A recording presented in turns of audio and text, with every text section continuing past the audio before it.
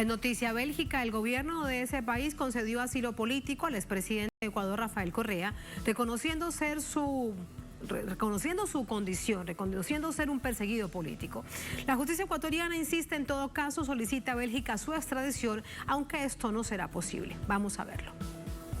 A través de una resolución del Comisario General de Refugiados y Apátridas de Bélgica, se concede al expresidente Rafael Correa asilo político con estatus de refugiado en este país, donde ya residía desde 2017. Bélgica reconoce que Correa ha sido objeto de persecución política en Ecuador. En 2020, el exmandatario fue sentenciado a 8 años de cárcel por cohecho e inhabilitado para ejercer la política en el caso de sobornos 2012-2016, por supuestamente haber recibido aportes indebidos para la financiación del movimiento oficialista Alianza País, a cambio de la adjudicación de contratos del Estado a diversas empresas, entre ellas la brasileña Odebrecht. Sin pruebas, fueron condenados una veintena de funcionarios de su gobierno, entre ellos el ex vicepresidente Jorge Glass, ya en libertad. Este viernes, Correa recordó cuando él y Glass fueron además sentenciados por supuesto influjo psíquico, es decir, influir en los demás acusados. Promulgación que se dio horas antes de su inscripción como candidato para las elecciones presidenciales de 2021. Los jueces han sentenciado como instigadores tanto al señor Rafael Correa Delgado como al ciudadano Jorge Glass, que ellos, a través de su influencia, irradiaron para que sus ministros, secretarios de Estado y asesores cometan los delitos. Desde Ecuador, el movimiento Revolución Ciudadana denuncia que se pretende continuar la judicialización política con una nueva petición de la Corte Nacional de Justicia de extradición de Correa, emitida este jueves. La providencia tiene que ver sustancialmente con lo siguiente. Él tiene una sentencia ejecutoriada, una sentencia firme por el llamado caso sobornos, que en derecho es un delito de cohecho. Por lo tanto, esa sentencia ha quedado firme. Justamente hemos esperado algunos aspectos como el hecho de que se vaya ejecutando las diferentes decisiones que adoptó el tribunal del caso sobornos. Una vez que hemos hecho el análisis, hemos hecho las gestiones necesarias en materia de extradición, que tiene que ver con el convenio de extradición que existe entre el Ecuador y Bélgica, que data de 1887, el convenio internacional anticorrupción de la Organización de las Naciones Unidas, que son el sustento que nos permiten solicitar la extradición. La Convención de la ONU sobre Corrupción no existía en 1887, donde se firmó el tratado con Bélgica. Además, el asilo político es un derecho reconocido por la Declaración Universal de Derechos Humanos de las Naciones Unidas y es un acto unilateral del gobierno de Bélgica al que ningún Estado puede oponerse. La extradición es incongruente además, pues una de las garantías es la no devolución al lugar donde se ha producido la amenaza o la persecución, y Bruselas es reconocida internacionalmente como respetuosa de las instituciones democráticas. Vamos a entrar con el análisis. Para ello nos acompaña Fausto Jarrín, asambleísta por la Revolución Ciudadana, defensor del expresidente Rafael Correa, abogado, por supuesto, nos acompaña desde Quito. Fausto, bienvenido, muy buenas noches. Gracias por acompañarnos. Hola con todos, buenas noches. Un gran saludo, un gran abrazo para todos quienes miran, para todos quienes escuchan Telesur. Un abrazo para toda la América Grande. Muchas gracias. Abogado ya no del expresidente Correa, me gustaría seguir siéndolo. Actualmente me desempeño como legislador en mi país y eso me impide seguir ejerciendo las funciones de procurador o representante judicial del expresidente Correa. Sin embargo, por supuesto, siempre muy pendiente, siempre muy al tanto de las situaciones jurídicas que se dan en relación a la persecución judicial de la que ha sido víctima, los casi 50 procesos penales que se han instaurado en contra de él en diferentes niveles. Hay algunos como estos vergonzosos procesos denominados balda y sobornos que han llegado a sentencias y hay un medio centenar que están en investigaciones previas o en diferentes etapas procesales. Todas estas siempre con la intención de evitar el retorno de Rafael Correa al Ecuador, porque el retorno de él sería el retorno a la democracia que a nuestro país le está haciendo tanta falta. Me congratulo, además ya lo han dicho en la nota, el soberano gobierno de Bélgica, a través de la comisaría de apátridas y personas en situación de riesgo, lo que acaba de hacer es reconocer la necesidad de darle el estatus a Rafael Correa de asilado por persecución política. Esto ratifica, esto confirma la impugnación, la denuncia que venimos haciendo desde hace casi 5 años en relación a los procesos de los que ha sido víctima, el hecho de que se le han violentado todas las garantías, el hecho de que un proceso justo para Rafael Correa en Ecuador es inviable en este momento, y el hecho de que la justicia está absolutamente parcializada, es una justicia selectiva. Ya le escuchaban ustedes en la nota a la señora fiscal atropellarse vocabulario para tratar de justificar esa famosa autoría mediata por instigación a través de influjo psíquico, que es lo que dice la sentencia entre otros, de este señor juez Saquicela, que además está acusado de prevaricato por haber salido a los medios de comunicación a defender esa sentencia espuria antes de perder la competencia del caso. Es decir, hay abundante evidencia con la que el Reino de Bélgica, con la que el país Bélgica, ha tomado la decisión de darle este nivel de protección a Rafael Correa. Sí, con respecto a varios de los puntos que nos has comentado.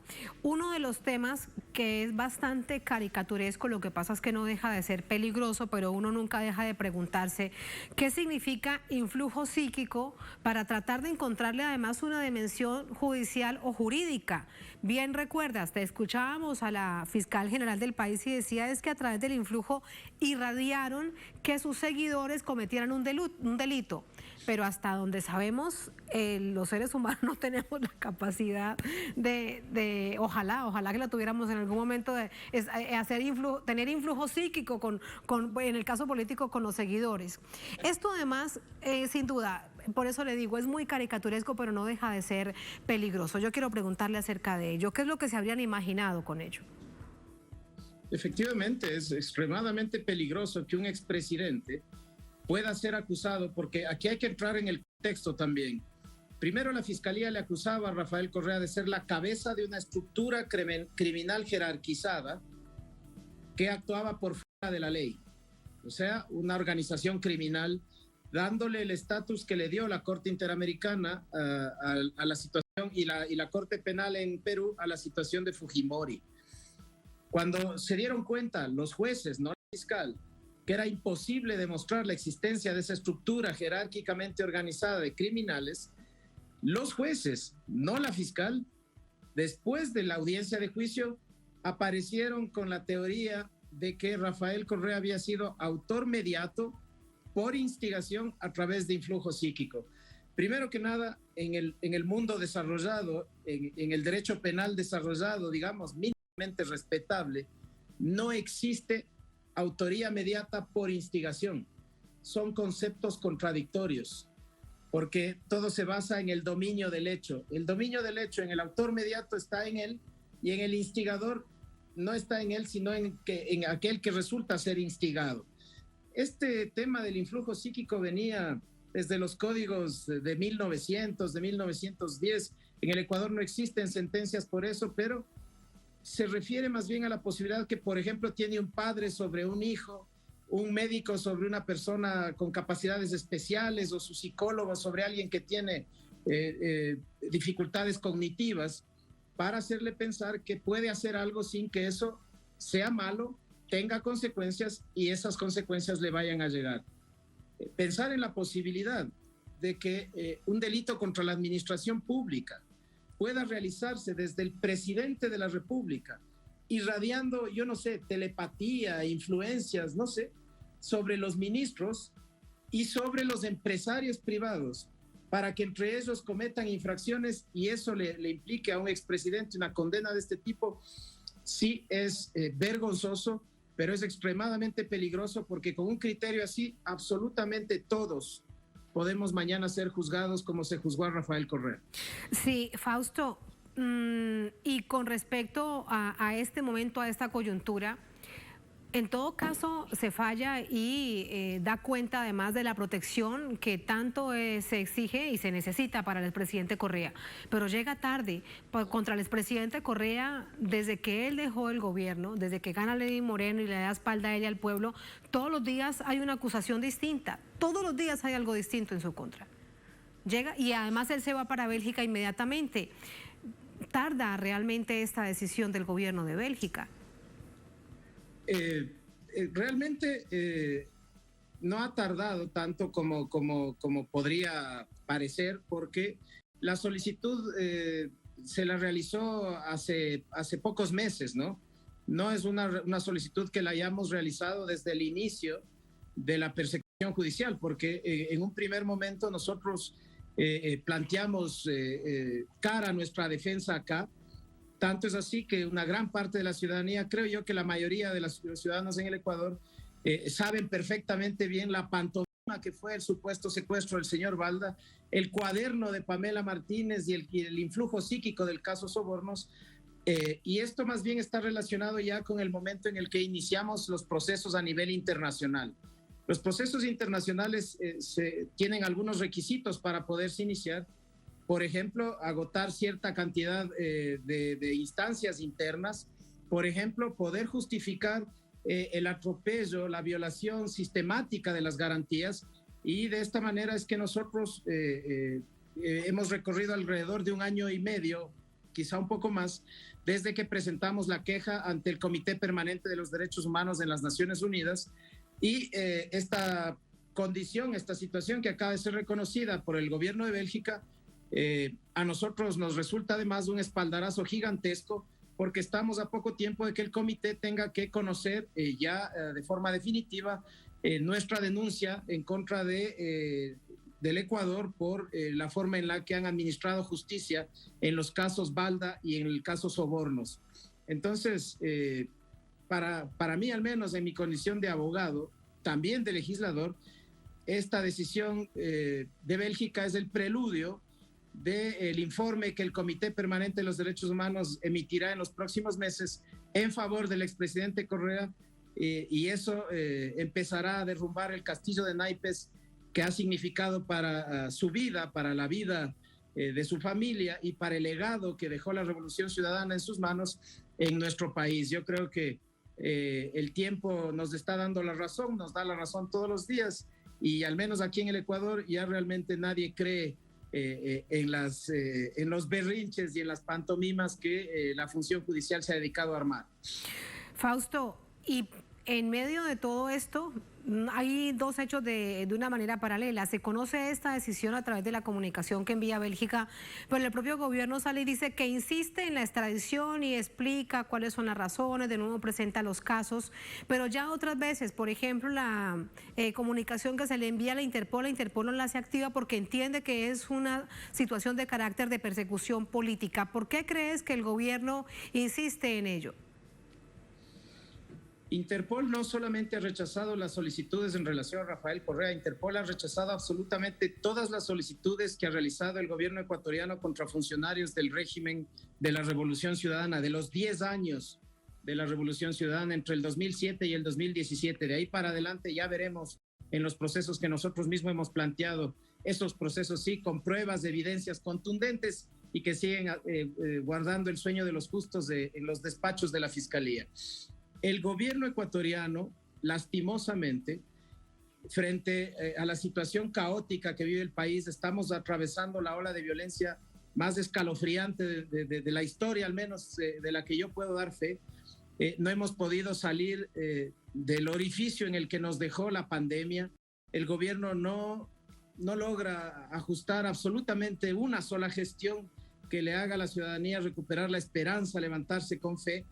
Y desgraciadamente recurren a lo que recurrió el gobierno anterior durante los 4 años, que es a lanzar estos distractores para la ciudadanía, buscando responsabilizarnos a quienes somos parte de la Revolución Ciudadana y sobre todo al expresidente Rafael Correa de las dificultades que está atravesando el país. Siempre procuran mezclar, que como ya es un estribillo de la derecha y del neoliberalismo, estos temas con asuntos de corrupción.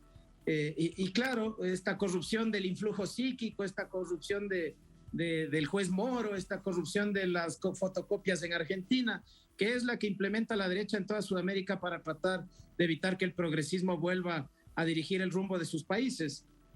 No han encontrado otra manera de distraer a la ciudadanía y realmente esta vez creo que les ha resultado muy mala la jugada porque se conoce de la declaratoria o del otorgamiento del asilo justamente unos minutos después de que el presidente de la Corte Nacional, cuyo cargo lo tiene como premio por haber sido parte del tribunal del caso Sobornos, sale a anunciar una extradición tardía, sin análisis. Imagínense que en la solicitud no pasan la parte resolutiva de la sentencia porque les avergüenza que se lea lo del influjo psíquico y pasan solo el extracto de la acusación de la fiscalía, que no tiene nada que ver con lo que se sentenció. Ahí están hablando nuevamente de organización criminal. Es realmente vergonzoso la mediocridad con la que han manejado la justicia en el país y el daño que le han hecho a la credibilidad del Ecuador, que tanto avanzó, que tanto alcanzó en la época de Rafael Correa. Y en particular mucho daño en términos políticos al movimiento de la Revolución Ciudadana, todo lo que han tenido que hacer para poder mantenerse como una organización política, Fausto. Creo que ese es uno también de los legados que deja tanto Lenín Moreno y ahora el gobierno de Guillermo Lasso en contra de una organización política. Innegablemente, y con lo que le han hecho a la Revolución Ciudadana, lo que han hecho es afectar a la democracia del Ecuador. En la sentencia de casación, que es la sentencia más rápida de la historia de mi país, se le notificó a Rafael Correa el día que tenía que inscribirse. Forzaron los tiempos para poder ejecutoriar esa sentencia y que él no pueda ser candidato, porque si él podía estar en el país, este momento no era el señor Lasso el que estaba dirigiendo el rumbo del Ecuador, sino quizá, ojalá, Andrés Arauz. Y eso tiene que tomarse muy en cuenta para el futuro, porque darle la posibilidad a esta manipulación de la justicia de afectar de esta manera la democracia de un pueblo, no solamente a un hombre o a una organización política, sino a la democracia integral de un pueblo, esto no se puede permitir y esto tiene que ser ejemplificado con mucha fuerza para que no vuelva a suceder. Aquí con la fraudulencia que se han manejado las cosas, lo que han hecho es destruir la democracia que ya estaba en ciernes recién en el Ecuador y que ha vuelto a cero y que probablemente tengamos que volver a luchar porque renazca. Muchísimas gracias, Fausto, por sus reflexiones, por su análisis. Muy buenas noches. Muchísimas gracias a ustedes. Un saludo a Telesur. Hasta luego, muchas gracias. Así vamos a la primera pausa en esta emisión de Es Noticia. Al volver en Noticia Bolivia, la expresidenta de facto, Yanine Áñez, pidió a sus socios golpistas en el Congreso, en el Legislativo, que den vía libre al juicio de responsabilidad en su contra. ¿Por qué esta sorpresiva petición? ¿Cuál es la estrategia de la derecha golpista? ¿Cómo lo asume el movimiento al socialismo? Vamos a analizarlo al volver en Es Noticia.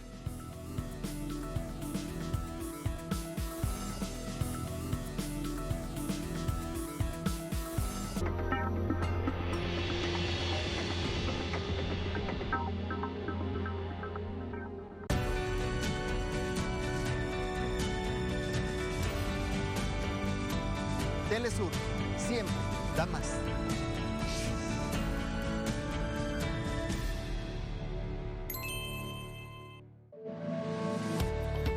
Nos conectamos para compartir las noticias en vivo.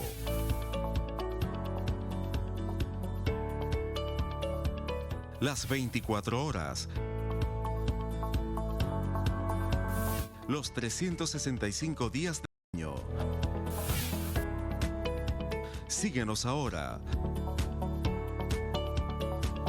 Telesur, siempre da más.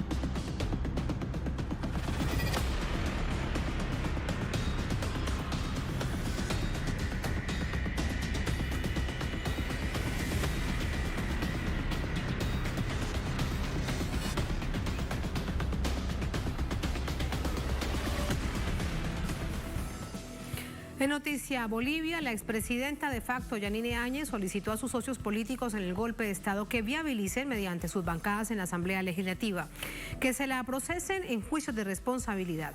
En el oficialismo y en la oposición, la primera reacción fue de cambio súbito de posición sobre este tema.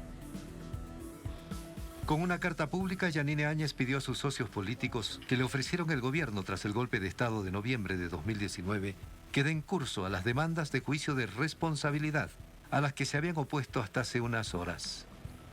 A la expresidenta, en su calidad de expresidente constitucional de transición, le corresponde un caso de corte, le corresponde el juicio de responsabilidades. Porque ha existido un pedido expreso de la expresidenta constitucional Yanine Áñez y ante ese pedido expreso nosotros no podemos decir lo contrario. Es en ese contexto pues que nosotros creemos que en este momento lo que corresponde es un juicio de responsabilidades. La derecha en sus dos bancadas minoritarias cambió súbitamente de posición. Una obedece a Carlos Mesa y la otra a Fernando Camacho, ambos prominentes protagonistas del golpe de Estado. Y también en el movimiento al socialismo, que tiene la bancada mayoritaria y que se quejaba de no contar con 2/3 necesarios para el juicio de corte, se expresan dudas. No hemos debatido el tema, ¿no? Seguramente hay personas que creen que se puede hacer juicio de responsabilidades, pero personalmente estoy seguro y sé que la mayoría del pueblo boliviano piensa así. No corresponde juicio de responsabilidades. Nunca fue electa. ¿Quién la ha posicionado? ¿Qué acredita que haya sido presidenta? ¿Qué documento ha presentado al órgano electoral plurinacional? Ninguna. Aunque no hay posición oficial en el partido en función de gobierno, se insiste en el carácter ilegal del gobierno que presidió Yanine Áñez, senadora de bancada minoritaria antes de autoproclamarse presidenta. Ha habido un golpe de Estado. Ella se ha autoproclamado primero senadora, sin el quórum correspondiente, sin la convocatoria formal, sin la presencia de senadores y senadoras. Y nunca podía haber sido presidenta del Senado porque no corresponde. El reglamento de la Cámara de Senadores señala que la primera fuerza política del Senado tiene que asumir la presidencia del Senado, y menos ser presidenta. Queda un largo camino para que se defina si el legislativo autoriza los 4 juicios de responsabilidades ya demandados. Por el momento, quedó en evidencia que la estrategia de la derecha es paralizar y derivar a juicio de corte el actual juicio ordinario contra Áñez, acusada de violar por lo menos 15 veces la Constitución y las leyes antes de autoproclamarse presidenta. Ese proceso podría concluir muy pronto y 2 de los 9 acusados ya admitieron su culpa para beneficiarse con penas leves. Allí los hechos a través del informe que nos enviaba más temprano nuestro corresponsal en La Paz, Freddy Morales, con quien conversamos ahora. Freddy, reacciones en el país político de esta situación que ha iniciado por esta comunicación que envía Yanine Áñez, la expresidenta de facto, además a la que su abogado dice presidenta constitucional. ¿Cómo te va adelante? Hola Tatiana, buenas noches. Saludos desde la ciudad de La Paz. Esta situación se puede decir anómala porque ambos sectores, la oposición y el oficialismo, han cambiado súbitamente de posición. Se mantiene inalterable. Hay división tanto en el movimiento al socialismo, que es el partido en función de gobierno y el principal acusador en los juicios contra Yanine Áñez, como también en la oposición, que está liderada por Carlos Mesa y Fernando Camacho, 2 de los prominentes políticos que han obtenido en las elecciones del 2020 bancas en la Asamblea Legislativa. Son 3 las fuerzas que están representadas en el Legislativo. Estas 2 opositores han obtenido bancadas minoritarias, pero tienen en las manos la decisión de los 2/3 que son necesarios e imprescindibles para que se instruya desde el Legislativo un juicio de responsabilidades ante la Corte Suprema de Justicia. En la oposición hay división porque, por ejemplo, el sector de Carlos Mesa, de Comunidad Ciudadana, plantea que primero se debe modificar la justicia, se debe cambiar algunos jueces antes de someter cualquier proceso contra Yanine Áñez a juicio de responsabilidad. Sin embargo, como hemos escuchado en las últimas horas, hay un coro en la oposición que le siguen el juego a la señora Yanine Áñez y a sus abogados. En el movimiento al socialismo también hay división tanto dentro del legislativo como fuera del legislativo. Hay un sector que plantea que se la debe procesar por juicios ordinarios debido a que no es una presidenta que hubiese asumido ese cargo de forma constitucional y por ello no le correspondería el juicio de responsabilidades. Y hay otro sector, entre ellos está el propio Ministerio de Justicia, que ya planteó 4 demandas de juicio de responsabilidad que se encuentran desde el año pasado esperando una decisión de la Asamblea Legislativa. Es un tema muy complejo, Tatiana, porque si esto se pone a consideración, cualquiera de los 4 juicios se pone a consideración de la Asamblea Legislativa y en 2 votaciones no se obtiene un resultado favorable, esta demanda queda archivada en la Asamblea Legislativa. De modo que ahí queda todavía un tiempo muy largo para que las fuerzas políticas representadas en el Congreso, 2 de oposición y una del oficialismo, el movimiento al socialismo, oficialista, el movimiento al socialismo, puedan llegar a algún acuerdo sobre cómo plantear o cómo definir estos juicios de responsabilidad.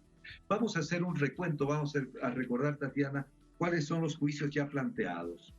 Uno es por un préstamo del Fondo Monetario Internacional que fue aceptado por el gobierno de facto sin aval de la Asamblea Legislativa. Un segundo es la ampliación de la concesión por 15 años del registro de comercio a una empresa privada, a Fundempresa. Un tercero por violación de derechos de bolivianos, ciudadanos bolivianos que intentaban retornar de Chile hacia Bolivia y que fueron impedidos durante la pandemia para que se concrete este retorno.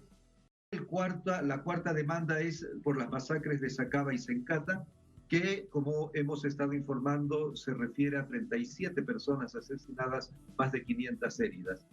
Y hay un quinto proceso que estaría en curso, que es por la designación por la señora Yanine Áñez de una directora de una empresa estatal, designación que hubiese ocurrido de forma irregular. Como se podrá notar en estas demandas de juicio de responsabilidad, 4 ya planteadas y una todavía que se va a plantear en las próximas semanas según decisión de un juez de La Paz, hay mucha diferencia y mucha distancia entre una y otra acusación. Es decir, 2 masacres, la de Sacaba y Sencata, juicio de responsabilidad, pero también se va a plantear dentro de poco un 5.º juicio por decisión de un juez por la designación supuestamente irregular de una directora de una empresa estatal.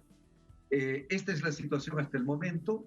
Todavía no hay fecha para que la Asamblea Legislativa pueda agendar estas demandas de juicio de responsabilidad y según se comenta a nivel parlamentario y a nivel político, tienen todavía que ponerse de acuerdo tanto los opositores, quienes participaron en el golpe de Estado activamente, que son Carlos Mesa y Fernando Camacho con sus respectivas bancadas, y por el otro lado también tienen que ponerse de acuerdo los legisladores del movimiento al socialismo que tienen mayoría en ambas cámaras pero no logran los 2 tercios. Del total de parlamentarios les faltan 15 votos para lograr los 2 tercios. Esta situación va a resolverse en varios meses según las estimaciones en círculos políticos de este país. Finalmente, decir que entre tanto se procesa de manera continua, todos los días hay sesiones de forma virtual y mixta, presencial también, en el juicio ordinario que se está ventilando desde hace 2 semanas contra la señora Yanine Áñez, por un total de 15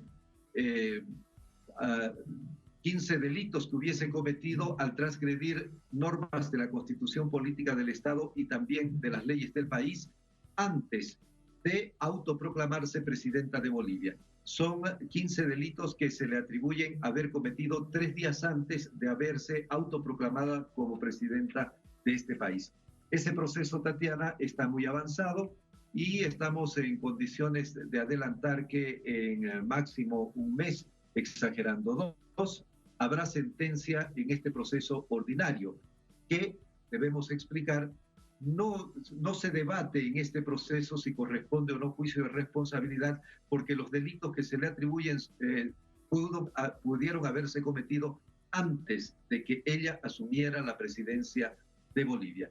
Esa es la situación hasta el momento sobre la señora Yanine Áñez, que está desde hace poquito más de un año detenida preventivamente en la ciudad de La Paz. Tatiana. Muy importante todo esto que nos cuentas y la claridad además con respecto a las dos circunstancias de carácter judicial para comprender muy bien en clave latinoamericana. Gracias, Freddy. Muy buenas noches. Buenas noches. Vamos a entrar con el análisis. Para ello nos acompaña Patricia Montaño Durán, analista político, historiadora, es periodista, nos acompaña desde Bolivia. Patricia, muy buenas noches, bienvenida. Muy buenas noches. Muchas gracias por acompañarnos.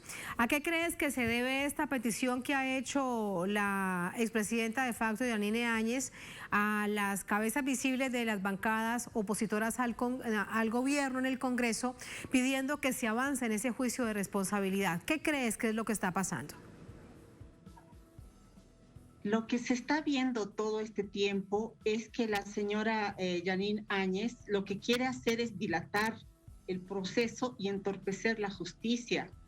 Se le está siguiendo actualmente un proceso por diferentes delitos, pero fundamentalmente por haber violentado la Constitución Política del Estado y también el reglamento de la Cámara de Senadores, porque ella siendo simplemente una senadora de una bancada minoritaria, se ha asumido la presidencia de la Cámara de Senado y luego se ha proclamado sola presidenta de Bolivia, lo cual es contravenir las leyes del Estado, contravenir sobre todo la Constitución Política del Estado, porque esto lo que ha hecho es un acto completamente ilegal. A mi modo de ver, no corresponde ningún juicio de responsabilidades porque ella no tiene ningún documento que la acredite como para por qué ha sido ella presidenta del Estado. Ella no, en realidad, lo que le daría validez es que tenga una credencial que le hubiera dado el órgano electoral. Es la única forma de que ella acredite que ha sido legalmente presidenta del Estado Plurinacional de Bolivia.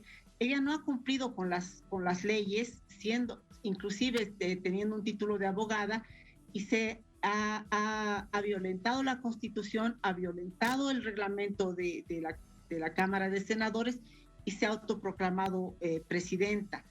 Yo creo, en mi opinión personal, que no corresponde ningún juicio de responsabilidades. Ella lo que busca es dilatar y por otro lado, las dos bancadas, tanto de Creemos, de Fernando Camacho, como Comunidad Ciudadana de Carlos Mesa, no reúnen para nada los 2 tercios que se requieren para poder acceder a un juicio de responsabilidades. Por lo tanto, el pedido que ella está haciendo, ella sabe que es imposible prácticamente que se lleve a cabo sin la aquiescencia del partido mayoritario, que es el Movimiento al Socialismo. Sí, Patricia, sin embargo, pareciera dentro del país, dentro de la misma nación, distintas visiones acerca de si debe avanzar o no este juicio de responsabilidad en contra de Yanine Áñez por 4 casos. Nos recordaba Freddy que viene uno más, un 5º caso. Pero esto entonces lo podría dirimir para que realmente se entienda que en caso de que avance, de que se establezca producto de un debate y se logre este consenso de un juicio de responsabilidad por esos delitos, después de que ella asume y se autoproclama como presidenta del país, deba ser juzgada. ¿Alguna organización superior podría dirimirlo? No, la única instancia que puede decidir si hay un juicio de responsabilidades es la Asamblea Legislativa Plurinacional por 2 tercios. Como le digo, yo creo que ella lo que ha hecho este pedido para llamar la atención, para entorpecer una vez más la justicia. Ella sabe que tanto el señor Carlos Mesa como Fernando Camacho tienen bancadas minoritarias que no pueden decidir que se lleve a cabo un juicio de responsabilidades y no pueden visibilizarlo. Y ahora ¿cree usted, Patricia, viéndolo de otra manera, para tratando de entender qué es lo que sucede, si es que hay un quiebre entre ella y esas 2 figuras de la oposición golpista en el país, de Camacho, que es hoy en día un gobernador, y de Carlos Mesa? Bueno, obviamente las 2 personas que son encabezan 2 fuerzas minoritarias también tienen pues mucha responsabilidad en el golpe de Estado de 2019. En realidad Camacho era el que ha declarado públicamente su papá había cerrado con la policía y con las Fuerzas Armadas para que realicen el golpe de Estado. Por otro lado, el señor Carlos Mesa, él convocó a la gente y él incitó a que haya unas quemas en los tribunales departamentales con el objetivo, obviamente, de hacer un golpe de Estado. Entonces, en realidad tienen ciertos grados, bastantes grados de complicidad también en el golpe de Estado. Que ella acuda a ellos, podría ser, pero realmente podría también ella en sus declaraciones también decir quiénes la han inducido a realizar este golpe de Estado, ya que según su declaración, ella no ha movido un dedo para ser presidenta. Entonces, ¿quiénes la han inducido para que ella sea presidenta? Bueno, por otro lado, no puede haber inocencia, ¿no? Si ella ha violentado las leyes, ha violentado la Constitución política, el Estado tiene pues que cumplir con la pena que le corresponda por la justicia, sino para qué tenemos una Constitución política del Estado y unas leyes. Muchísimas gracias, Patricia, por ese análisis. Veremos lo que sucede porque aún queda mucho camino por recorrer y, como bien usted dice, mucha verdad por conocerse con respecto al golpe de Estado al presidente Evo Morales. Gracias, muy buenas noches. Gracias a ustedes. Buenas noches. Buenas noches. Así vamos a la última pausa en esta emisión de Es Noticia. Al volver en Noticia Francia, ecos del último debate entre los candidatos a la presidencia, Emmanuel Macron y Marine Le Pen, con miras al balotaje de este domingo. ¿Qué significa para Europa esta elección presidencial? Vamos a analizarlo al volver en Es Noticia.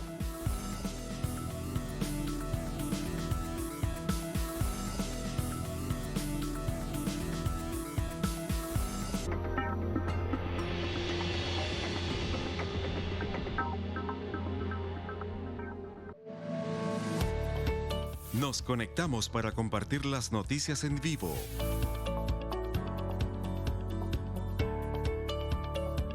Las 24 horas.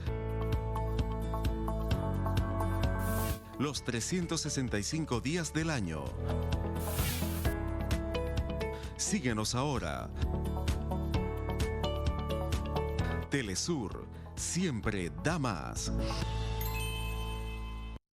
¿Qué tal? Sean todos muy bienvenidos a Vidas. Hay lugares donde el arte se unifica con el orgullo de los pueblos. Y esos lugares están llenos de colores, alegría, pasión, tradiciones, arraigo, valor y entrega. Vidas, todos los viernes. Solo por Telesur.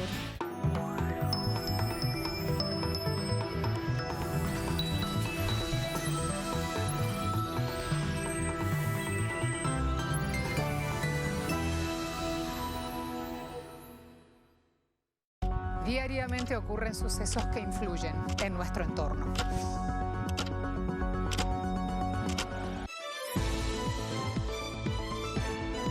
Entérate de las noticias más relevantes de América Latina y el mundo en nuestra agenda abierta.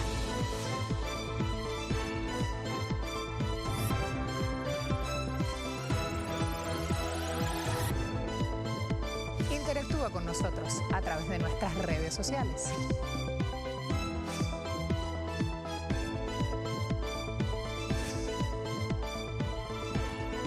Los esperamos aquí, de lunes a viernes, solo por Telesur.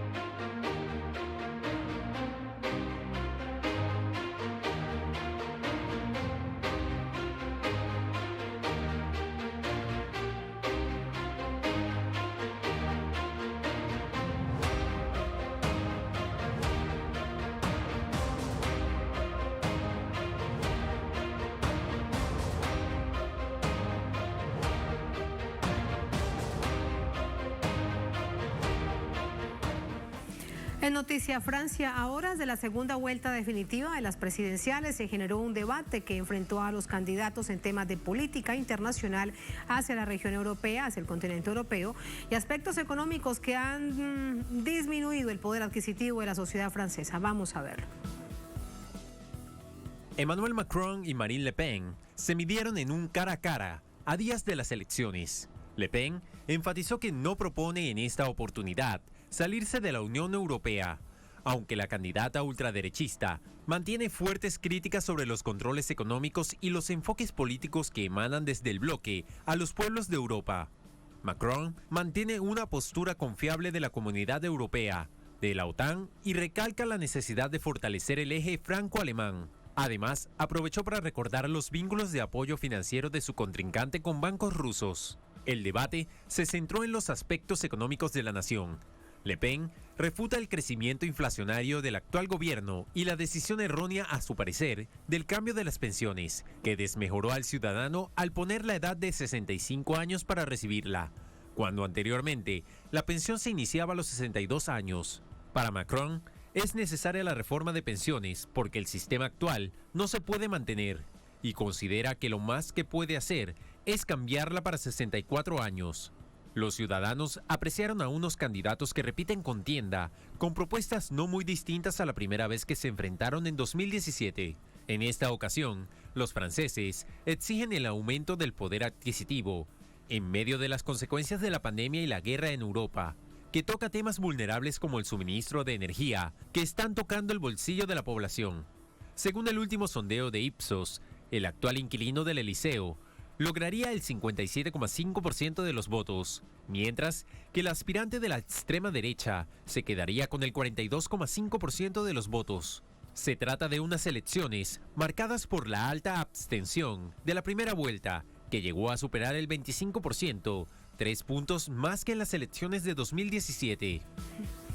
Así entramos con el análisis. Para ello nos acompaña Nicola Hadouad-Chadouan, analista internacional. Nos acompaña desde Valparaíso, en Chile. Nicola, bienvenido. Muy buenas noches. Gusto saludarte, Tatiana. Un agrado estar en Telesur. Muchísimas gracias, Nicola. El próximo domingo la encuesta definitiva será el de la ciudadanía, los votantes en las urnas. Sin embargo, hasta ese día aún hay mucha incertidumbre. Y en ese marco, preguntarte, ¿quién crees que realmente dirimirá esta decisión? ¿La izquierda de Jean-Luc Mélenchon? ¿Aquellos otros que se unieron entre extrema derecha y extrema izquierda, y algunos también como del Partido Verde? ¿O aquellos indecisos que a última hora verán por quién votar? Bueno, mira, hay una situación muy especial acá, porque si bien es cierto los indecisos podrían resolver, no es menos cierto que el partido de Mélenchon, también algunos estarían pensando en votar por Le Pen, en la medida que Le Pen está mirando al interior y también está en contra de las aventuras militaristas de la OTAN y las intervenciones militares de la OTAN, en la cual Francia se integra, como es el caso de la guerra actual, que Francia ha tenido bastantes pérdidas, como es Malí. Entonces, ese lenguaje entre las dos derechas, porque aquí estamos hablando de la extrema derecha representada en Le Pen, pero también la extrema derecha de Macron. Macron no es una blanca paloma, es un sanguinario que tiene las manos llenas de sangre en Libia, en los países árabes, en Malí. Ahora interviene enviando armamento en contra de Rusia, participa de todos los bloqueos que hay a nivel internacional. O sea, no estamos hablando de ningún progresista, ni estamos hablando de un hombre de centro. Desde el punto de vista más pragmático, resulta que la extrema derecha francesa está planteando una independización económica, no solo de Estados Unidos, sino que además de la Unión Europea, que ha significado una limitación. Entonces aquí se combinan situaciones de carácter político interno, que está reflejándose con mayor fuerza ahora en la medida de los bloqueos que ha participado Francia en contra de Rusia, que ha significado una tremenda problemática interna económica y que lo está sufriendo la población. Por otro lado, las propias ataduras de la Unión Europea y en tercer lugar, el desgaste que tiene la población, tanto económicamente como en situaciones de carácter comercial, que le implican las invasiones en las cuales ha participado Francia. Así que en ese lenguaje, a pesar de que... Así que, Nicola, ¿puede haber un voto tipo venganza en contra de Emmanuel Macron por el desastre de gobierno? Recordando, por ejemplo, todo lo que sucedió con los chalecos amarillos, que le dio la vuelta al mundo, y en donde realmente lo que sucedió fue ver... Así hubiesen grandes movilizaciones, pues también muchísimas personas heridas y un gobierno que mantuvo ese nivel de acabar con el bienestar que había conocido el pueblo francés. ¿Crees entonces que en este contexto sumaría también una especie de voto de venganza, pero sería para Marine Le Pen? Exactamente. Aquí hay una situación que eventualmente podría darse, que es un voto de castigo. Ese es un voto de castigo que está latente.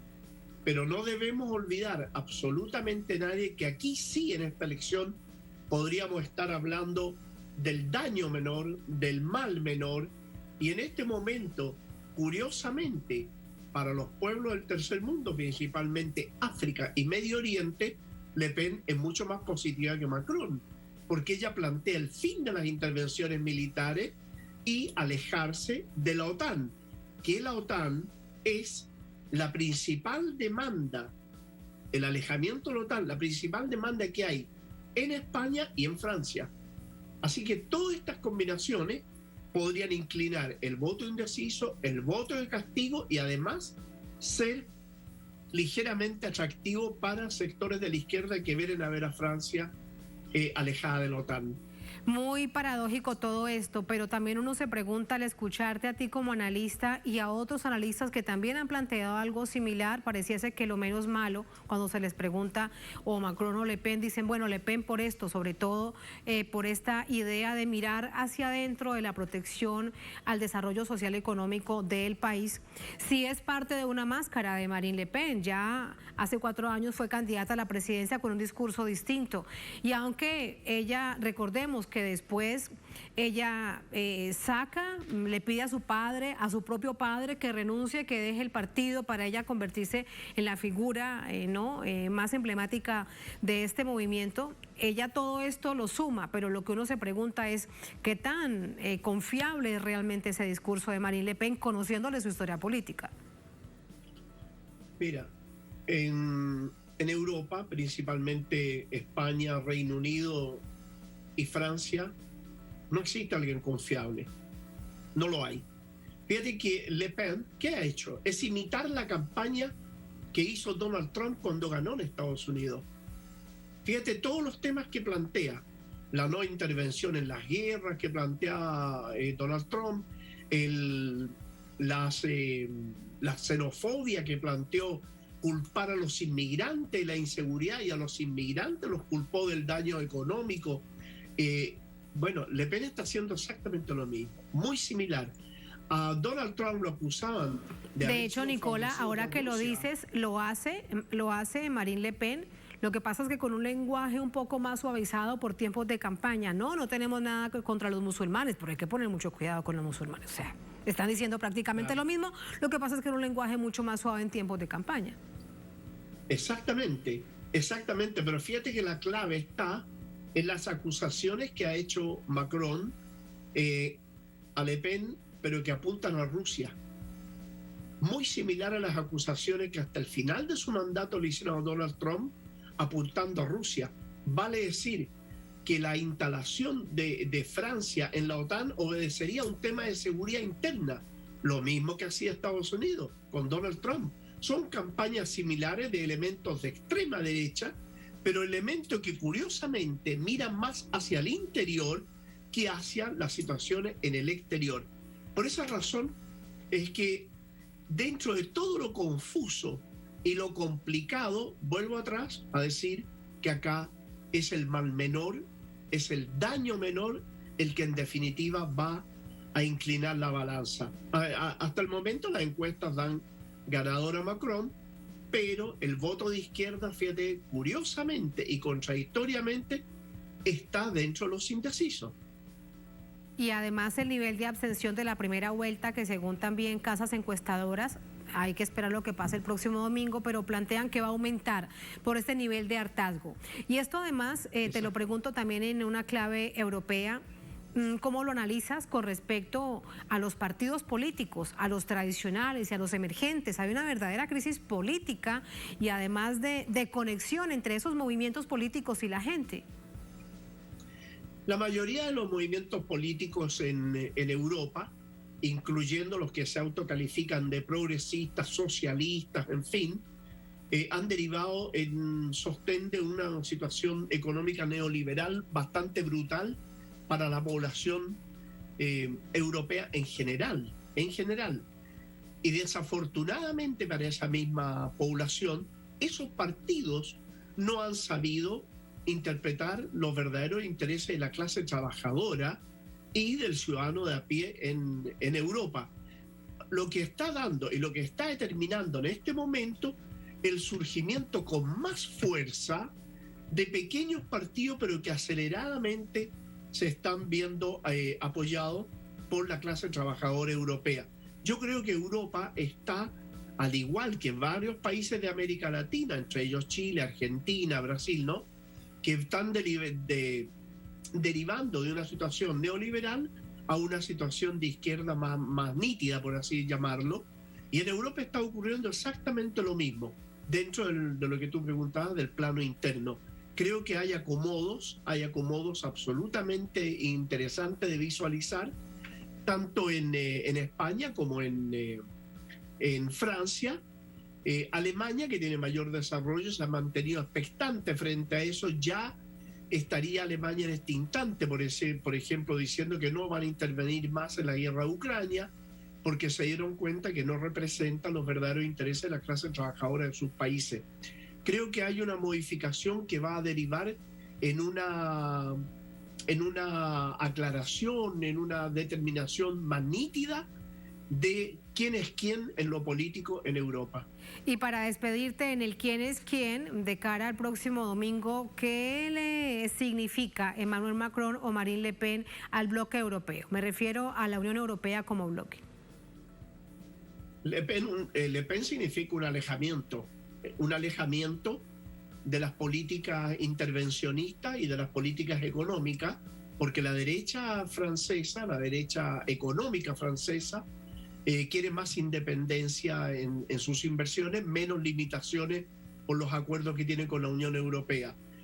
Macron significa exactamente lo mismo, mantener todo lo mismo, algunas pequeñas modificaciones de carácter cosmético a las estructuras internas, pero mantener también su desarrollo al interior de la OTAN, las intervenciones en los países del tercer mundo, las aventuras militaristas y, en definitiva, exactamente lo mismo. Así que la única modificación que la veo yo ahí es la nacionalización de la visión de la ultraderecha económica francesa con respecto a las contradicciones económicas que tiene con las propias organizaciones capitalistas y las transnacionales capitalistas dentro de Europa, y también las contradicciones intercapitalistas de las transnacionales francesas con las transnacionales norteamericanas. Acá hay contradicciones intercapitalistas principalmente, Tatiana. Veremos lo que suceda el próximo domingo y te preguntaremos, Nicola. Gracias siempre, muy buen fin de semana. Y pendientes el domingo. Gracias. En todo caso. Muchas gracias, buenas noches. Gracias a ti, Tatiana. Muchas gracias. Gracias a ustedes por habernos acompañado. Un placer como siempre. Nos encontramos el lunes. Sigan con nosotros.